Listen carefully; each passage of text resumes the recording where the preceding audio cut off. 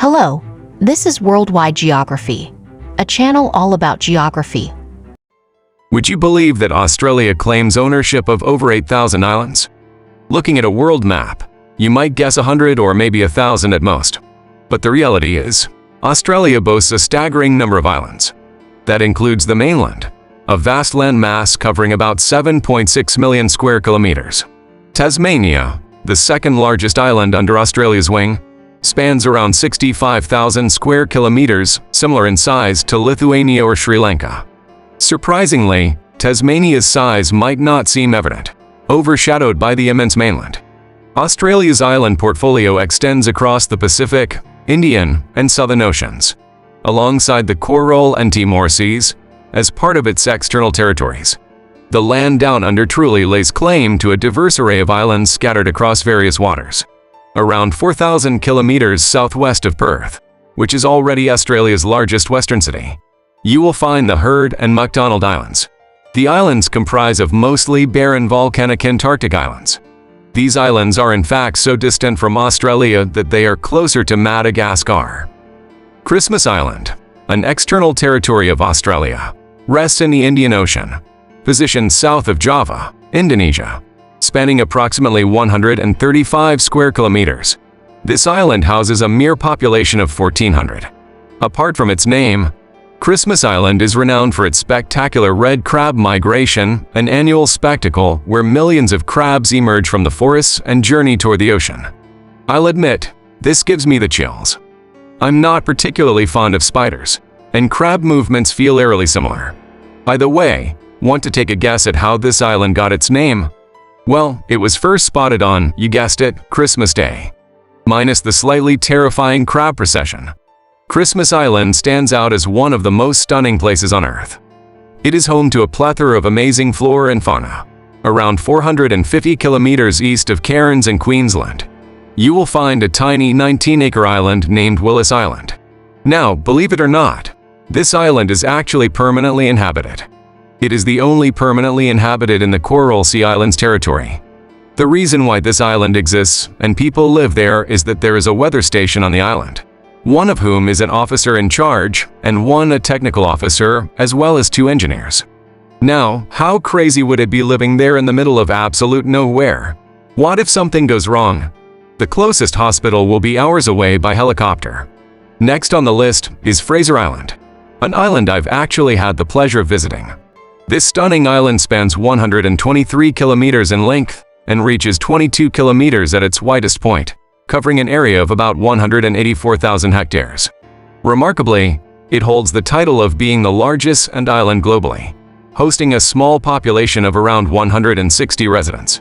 However, despite its small local populace, Fraser Island attracts thousands of tourists each year, myself included in 2016. The island is truly remarkable. It offers an unparalleled experience of camping under the most breathtaking night sky I've ever witnessed. However, one must remain vigilant, as dingoes also roam the island. Moreover, Fraser Island boasts Lake Mackenzie, adorned with some of the whitest sands and deepest blue waters I've ever encountered. The next island is no other than Kangaroo Island, Australia's 3rd largest island. It lies in the state of South Australia, around 112 kilometers southwest of Adelaide. Kangaroo Island separated from mainland Australia around 10,000 years ago due to rising sea levels after the last glacial period. It has a population of around 5,000 and stretches a distance of around 4,400 kilometers squared, making it a little bit bigger than the 166th largest country in the world, Cape Verde. When the island was discovered in 1802, the crew were met by a mob of kangaroos, hence the name Kangaroo Island. The inquisitive roos were unfortunately killed and eaten, just like most Australian islands. There are many stunning beaches and wildlife of this wildlife is around 65,000 kangaroos, meaning they outnumber humans on the island around 13 to 1. A fun fact about this island is that imported honey is banned here. This is to protect a special type of bee that is found only on this island. The next island in line is a peculiar one nestled in Sydney Harbour, Cockatoo Island. Despite its size, this island holds a fascinating history, serving as a shipbuilding and repair facility for over 130 years. In its past, It had a darker chapter as a prison where convicts faced harsh treatment, enduring extremely tough working and living conditions. However, today, you can take a quick 10-minute ferry ride to the island and explore its history firsthand. Next up is Mornington Island, which is found just east of the border between Queensland and the Northern Territory. The island measures around 1,000 kilometers squared, making it Australia's 9th largest island. The island has a population of around 1,000 people. What's crazy is that the language spoken here, Ladell, is only spoken on this very island. Although the island was discovered in 1802, it is thought that the large L people have existed there for over 8,000 years. An interesting story about this island is that in 2003, due to a huge problem from alcoholism, the Queensland government implemented an alcohol management plan. This led to riots on the island. Over time, alcohol slowly was reintroduced to the island as locals were home brewing their own, which actually turned out to be much worse. Prince of Wales Island stands as the largest island in the Torres Strait, Australia's northernmost region, positioned just north of Queensland's northern continental point. It lies a mere 560 kilometers away from Port Moresby, the capital of Papua New Guinea, with a modest population of approximately 110 individuals. Known as the Cobra Rag people, this island's history dates back to its sighting in 1606.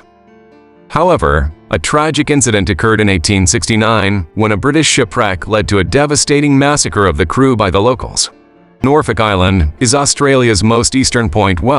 Including its territories, the island is located in the South Pacific Ocean and is defined by pine trees and jagged cliffs. This explains why its flag has a pine tree on it. The island can be found in between New Zealand and New Caledonia and measures a distance of just 34 kilometers squared, which still wouldn't make it the world's smallest country if it was its own nation. The population is just over 2,000, and the GDP of the island is around 60 million Aussie dollars. The first known settlers in Norfolk Island were East Polynesians, but they had already departed when Great Britain settled in 1788. The island served as a prison from 1788 until 1855. To reach the island, you must take a short flight from Sydney or Brisbane, where you will find the locals who speak a mixture of 18th century English and Tahiti. Lizard Island, nestled within Queensland's Great Barrier Reef and part of the Lizard Island Group, lies approximately 1,600 kilometers northwest of Brisbane. Much like the other islands highlighted in this video, it boasts breathtaking white beaches, swaying palm trees, and crystalline waters across its 10 square kilometer expanse. These islands showcase some of Australia's most captivating wonders. If there are other islands you know of and recommend, please share.